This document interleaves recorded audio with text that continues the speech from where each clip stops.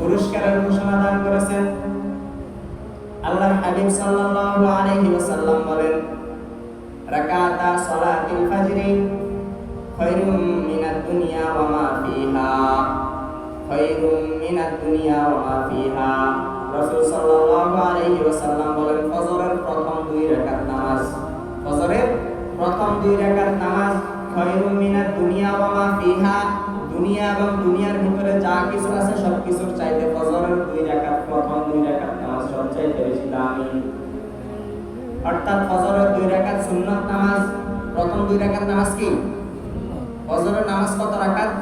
4 রাকাত। ফজর নামাজ কত রাকাত?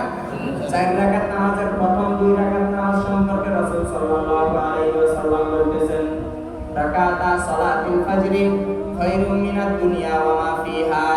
ফজরের প্রথম 2 রাকাত নামাজ দুনিয়া এবং দুনিয়ার ভিতরে যা কিছু আছে সব কিছুর চাইতে দাম বেশি, সব কিছুর চাইতে দাম বেশি। আল্লাহর কসম একবার, আল্লাহি বিল্লাহি তাআল্লাহ, আল্লাহি বিল্লাহি তাআল্লাহ, আল্লাহি বিল্লাহি তাআল্লাহ। আল্লাহর কসম একবার, আল্লাহর কসম দুইবার, আল্লাহর কসম তিনবার। আল্লাহর কসম করে বলতেছি, 70টা জুমার নামাজ, 70টা না 70 লক্ষ জুমার নামাজকে যদি এক পাল্লায় রাখেন, ফজরের প্রথম 2 রাকাত নামাজ 70 লক্ষ জুমার নামাজের চাইতে দাম বেশি। 70 লক্ষ জুমার নামাজের চাইতে ফজরের 2 রাকাত সুন্নাত নামাজের দাম বেশি। কে বলছে? রাসূল সাল্লাল্লাহু আলাইহি ওয়াসাল্লাম ঘোষণা করছে, খায়রুম মিনাদ দুনিয়া ওয়া মা ফিহা, দুনিয়া এবং দুনিয়ার ভিতরে যা কিছু আছে সব কিছুর চাইতে দাম বেশি ফজরের প্রথম 2 রাকাত নামাজ। এরপরে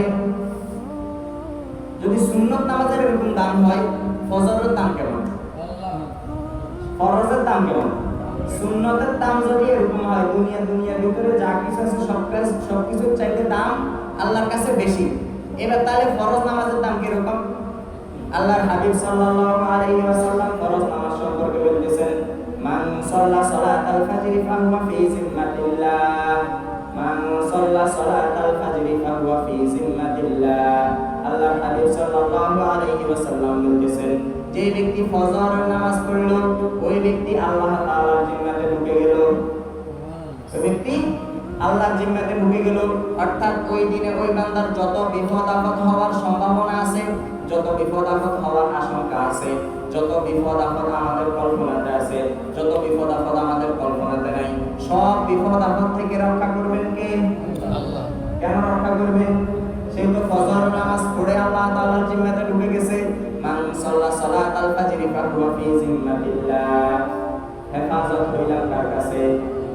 ঘোষণা করছেন কে? আল্লাহর হাবিব ঘোষণা করছেন। ঘোষণা করলে আল্লাহর মুখ কেমন, যার প্রত্যেকটা কথা সত্য, রাসূলের প্রত্যেকটা কথা সত্য, সেই রাসূল ঘোষণা করছেন ফাহুয়া ফি জিম্মাতিল্লাহ, আল্লাহ তাআলার জিম্মাতে ঢুকে গেল। কার জিম্মাতে ঢুকলাম? যিনি 7 আসমান 7 জমিনের মালিক, যিনি সারা পৃথিবীর মালিক, যিনি সারা পৃথিবী পরিচালনা করতেছেন, যিনি আমাকে আপনাকে সৃষ্টি করেছেন, যিনি আমাকে আপনাকে আবার মৃত্যু দান করবেন, যিনি আমাকে আপনাকে যেভাবে দুনিয়াতে রাখছে সেইভাবে আবার আখিরাতের ময়দানে উঠাইবেন, সেই মালিকের দরবারে আমরা হেফাজত হয়ে যাব। কি করলে? শুধু ফজর 2 রাকাত নামাজ